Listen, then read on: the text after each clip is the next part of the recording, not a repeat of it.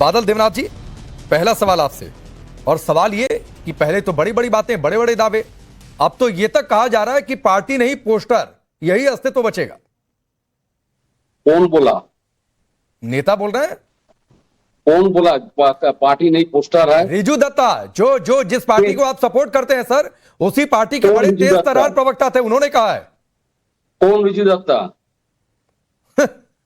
मैं तो नहीं जानता उसको।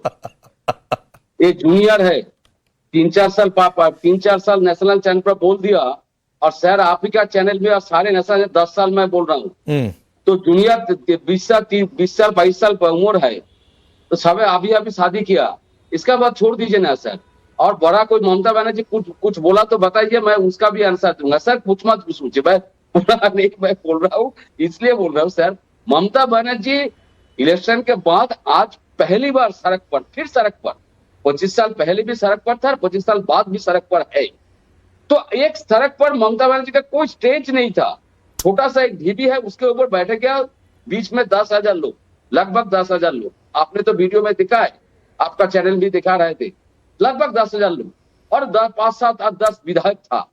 तो सर ये ममता बनर्जी है, पूरे देश के अंदर सबसे लोकप्रिय नेता है और सबसे एक्सपीरियंस लीडर है ममता बनर्जी। ममता बनर्जी आज तक कोई तनख्वाह नहीं है ना, ये संसद 7 बार का संसद और 3 बार का मुख्यमंत्री का कोई तनख्वाह नहीं लिया। आज भी झोपड़ी में रहते हैं, उनके खिलाफ एक शब्द कोई कुछ नहीं कहते, लेकिन उनका घर से कोई जा रहा है तो बोल रहा है ये हार्ट अटैक में क्यों नहीं मार रहा है। तो ऐसा सोच भाजपा के। और सर जो व्यक्ति काउंटिंग 13,000 वोटर में लीड था, वो जब लोड शेडिंग हुआ था, जो काउंटिंग हुआ, उसको लात मार के निकाल दिया। वही ममता बनर्जी जो 70 साल उम्र है। नहीं, बादल देवनाथ जी, सर सुनिए ना, बादल देवनाथ जी, आपने कहा, हाँ लीजिए 10 सेकंड, हाँ लीजिए 10 सेकंड, हाँ लीजिए। 4 तारीख काउंटिंग हुआ, 9 तारीख शपथ हुआ, 1.5 करोड़ लोगों को घर बेघर कर दिया, और 1,000-1,200 रेलवे स्टेशन पूरा खाली कर दिया, छोटे दुकान। तो आप क्या सोचते हैं, ये पार्टी रहे भाजपा पार्टी, ज्यादा दिन नहीं, पूरे देश में सबसे अत्याचारी राजा आज तक, ऐसा अत्याचारी राजा आज तक नहीं। लेकिन मैं ऑर्डिनरी भाजपा आडवाणी जी को प्रणाम करता हूँ, आज भी नमन करता हूँ। नहीं सर सुनिए ना, लेकिन वो सुनिए बादल देवनाथ जी, आपने दो बातें कही, बादल देवनाथ जी आपने 2 बातें कही कि ममता बनर्जी पहले भी सड़क पर थी, आज भी सड़क पर है। अरे बीच में जब सत्ता में थी तो भी वो सड़क पर उतर रही थी। हाँ बिल्कुल, तो ये मत कह दीजिए, तो वो तो सत्ता में थी तो भी सड़क पर उतर रही थी। पहली बात, 25 साल पहले था, 25 साल बाद, पर बीच में भी था। हाँ बीच में भी थी। और कितनी लोकप्रिय है, कितनी लोग, आ रहा हूं धनंजय जी, कितनी लोकप्रिय, सुनिए सर, और ये जो लोकप्रियता वाली बात आपने कही, वो लोकप्रियता का पैमाना अभी जनता ने अपने जनादेश से सुना दिया सर। लोकप्रिय रही होती तो सत्ता से विदाई नहीं हुई रहती। नहीं, लेकिन वो विधायक जाने दीजिए ना सर, सब चला जाए, लेकिन अकेला ममता बनर्जी। अच्छा ठीक है, नहीं इसी पर संतोष है तो फिर कहना ही क्या है, इसी पर संतोष है तो कहना ही क्या है। मैं ओपी जायसवाल जी के पास जाऊंगा, क्योंकि अलग अलग प्रतिक्रियाएं कांग्रेस से भी आई हैं। धनंजय जी ने इशारा किया, आप बोलिए अपनी बात पहले।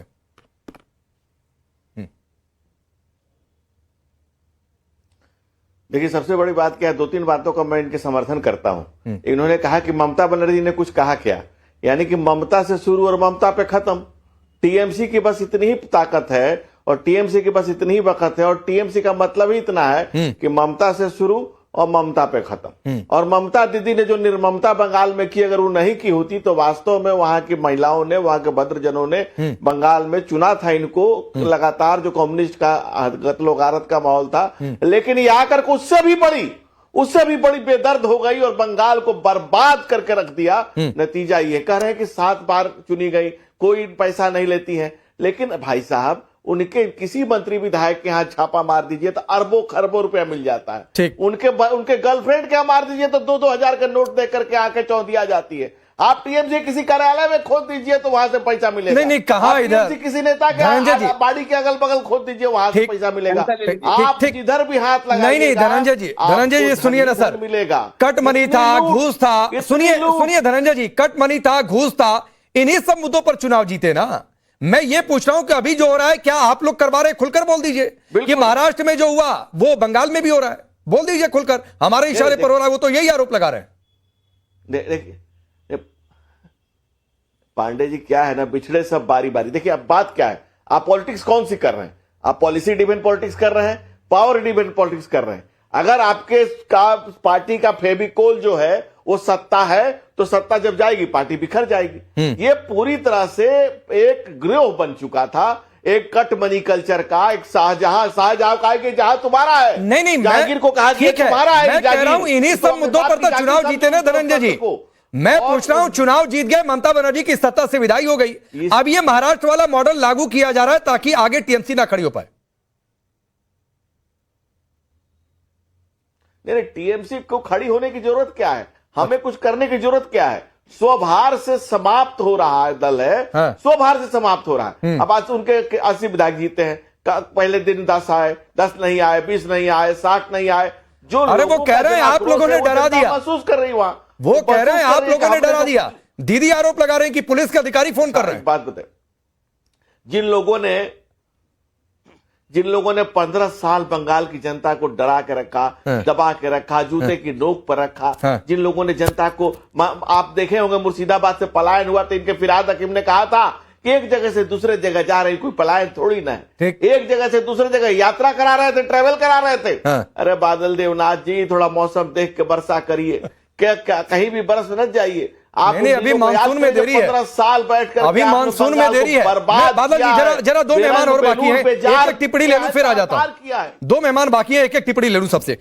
ओपी जायसवाल जी, अजय राय का मैंने एक सोशल मीडिया पोस्ट देखा, पोस्ट का बाइट है, और उसमें वो कह रहे हैं कि राहुल गांधी की अगुवाई में ममता बनर्जी आ जाएं, तो क्या लड़ाई इसी बात की है कि इंडिया गठबंधन का नेतृत्व कौन करेगा, सवाल एक। दूसरी बातचीत है कि ये पूरे घटनाक्रम में जो कुछ हो रहा है, आप लोगों को लग रहा है कि यह मौका है और सीधे लड़ाई अब हमारी ही सिर्फ बीजेपी से होगी? देखिए, सबसे पहले तो आपके सभी पैनलिस्टों को और आपके सभी दर्शकों को नमस्कार जी। आज जो हो रहा है ये तो ममता बनर्जी की टीएमसी पार्टी का दुर्दशा होना ही था। आज ममता बनर्जी की पार्टी टूट नहीं रही है, तार तार हो रही है, क्योंकि इन्होंने, आपको मालूम होगा 2011 में इनको पावर में लाने वाला कांग्रेस पार्टी थी, लेकिन इन्होंने कांग्रेस पार्टी के पीठ में छुरा घोंपा था और इन्होंने कहा था कि कांग्रेस को साइन बोर्ड को ले देवो, लेकिन आज खुद और साइन बोर्ड होने जा रही है।